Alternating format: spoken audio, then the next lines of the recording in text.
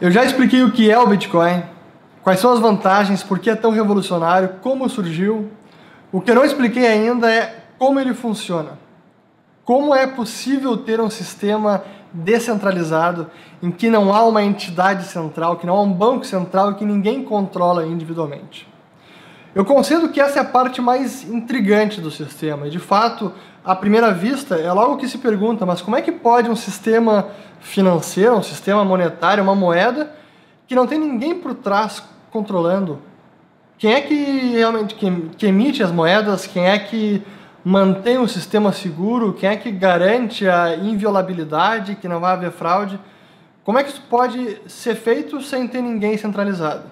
Isso contraria centenas de anos, centenas de anos de prática normal de mercado em que sempre houve alguém centralizado responsável por essa tarefa de segurança.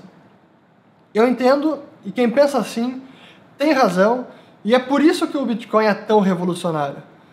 Porque da forma que ele foi desenhado, a forma que ele funciona, é que faz dele ser algo tão inédito e inovador.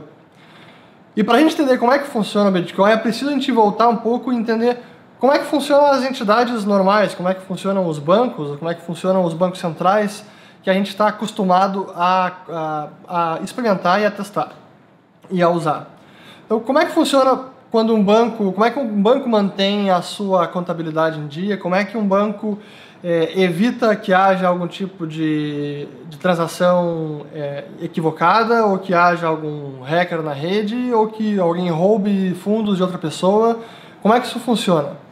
Na prática, qualquer banco, como qualquer outra empresa, na verdade, emprega diversos trabalhadores, funcionários, por meio do seu departamento de controle interno, departamento de contabilidade, departamento de auditoria, sujeitando os seus balanços à auditoria, ao escrutínio de uma auditoria externa. Por diversas práticas, ele mesmo, o próprio banco, é responsável pela segurança das suas informações, das transações que ocorrem consigo, que ocorrem no seu balanço.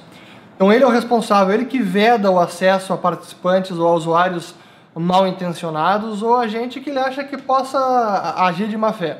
Então o próprio banco central, os bancos, cuidam da sua própria contabilidade e eles têm acesso, eles são os únicos que têm acesso ao seu próprio balanço. Então eles são responsáveis por essa tarefa de segurança e de confiabilidade do sistema. No Bitcoin, como não há uma entidade central, quem é que faz isso, né? Quem é encarregado por fazer com que as transações sejam autênticas, né? Quem é que valida as transações? Quem é que registra isso na rede? Qualquer usuário pode fazer isso. Qualquer usuário pode simplesmente baixar o sistema, baixar o software, instalá-lo no computador e botar ele para programar para validar e registrar transações. Qualquer usuário pode fazer isso. Basta comprar maquinário especializado, desprender energia elétrica e vai prover força computacional para essa tarefa de validação das contas. Aí vem a pergunta, mas por que alguém faria isso? Por que alguém despenderia recursos escassos, hardware, energia elétrica, para dedicar o computador a essa tarefa de validação e registro das transações? Qual é o incentivo para isso? O incentivo é justamente a recompensa de bitcoins. É a criação de novos bitcoins para o usuário que conseguir validar e registrar transações na rede. Então, a recompensa, o incentivo para fazer essa tarefa de validação de transações é justamente a criação de novos bitcoins. Aí vocês podem pensar, pô, mas qualquer um pode fazer isso? Basta botar o computador a rodar para validar transações e ganhar a recompensa? Aquela quantidade máxima de 21 milhões iria ser facilmente alcançada, ou rapidamente alcançada. É verdade.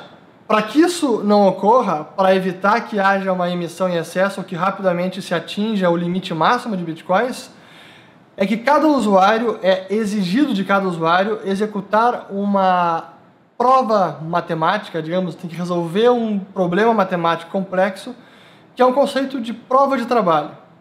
Então o sistema exige que cada usuário desses que queira validar e ganhar recompensa também prove à rede que ele desempenhou uma atividade computacionalmente custosa, que ele resolveu um problema matemático complexo e prove à rede que ele tenha resolvido para poder, então, receber os bitcoins criados do nada. Para entender melhor como é que é o conceito da prova de trabalho, imaginem o Sudoku. Todo mundo aqui acho que conhece o Sudoku. Então o Sudoku nada mais é do que isso. Para resolver o Sudoku é bastante difícil. Então tem que ir lá testando os números em cada casinha até chegar à fórmula correta, até chegar à soma correta. Então, para resolver é bastante difícil. Mas uma vez resolvido, é muito fácil verificar que a solução está correta. Então é muito difícil de resolver, mas é fácil de comprovar, é fácil de provar que está correto. No caso do Bitcoin, esse problema matemático é tão complexo que leva sempre, em média, 10 minutos para ser resolvido. Então, sempre, em média, vai demorar 10 minutos para o problema ser solucionado. E se mais usuários tentarem se dedicar a essa tarefa de validação das transações para ganhar recompensa, mais difícil se torna o problema matemático. O sistema automaticamente calibra a dificuldade desse problema, desse problema criptográfico que tem que ser solucionado. O sistema automaticamente calibra essa dificuldade para que sempre se mantenha essa média de 10 minutos entre cada recompensa de bitcoins.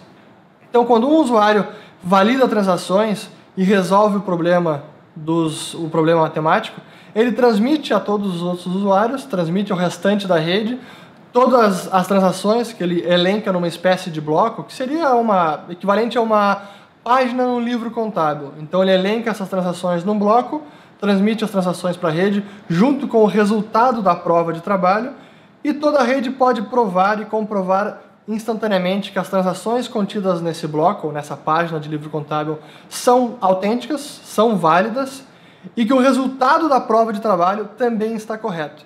Feito isso, o minerador, o usuário, recebe essa recompensa de bitcoins. E por que eu falei minerador? Porque justamente todo esse processo de validação, registro, solução da prova de trabalho e ganhar a recompensa de bitcoins, todo esse processo que é chamado de mineração. E os usuários que desempenham essa tarefa, que têm essa responsabilidade, é que são chamados de mineradores. Então todo o processo de validação de transações, registro de transações, resolução da prova de trabalho e a recompensa de bitcoins, que é chamado de mineração. E esse processo que é o coração da rede, é ele que mantém ela pulsando. Então, longe de ser um desperdício de hardware ou de energia elétrica, isso na verdade é a fonte de segurança do sistema. É graças ao processo de mineração que não há nenhuma inviolabilidade, que há total inviolabilidade no sistema. É por isso que até hoje ele não teve nenhum tipo de, ele é incorruptível. E tem sido incorruptível desde que ele começou a funcionar lá em 2009. E a fonte dessa segurança e a fonte da inviolabilidade da rede está justamente na mineração. No próximo vídeo, na segunda parte, eu vou explicar de que forma o gasto duplo é evitado, porque também a parte da mineração é justamente evitar o gasto duplo, evitar fraude, evitar que algum usuário gaste bitcoins que não tem, ou que reverta algum dos seus, que gaste duas vezes os seus bitcoins em transações para outros usuários. Exatamente como isso funciona, eu vou explicar na segunda parte, e aí vai ficar bastante claro por que o Bitcoin, por que a rede é praticamente incorruptível e por que ela é tão segura.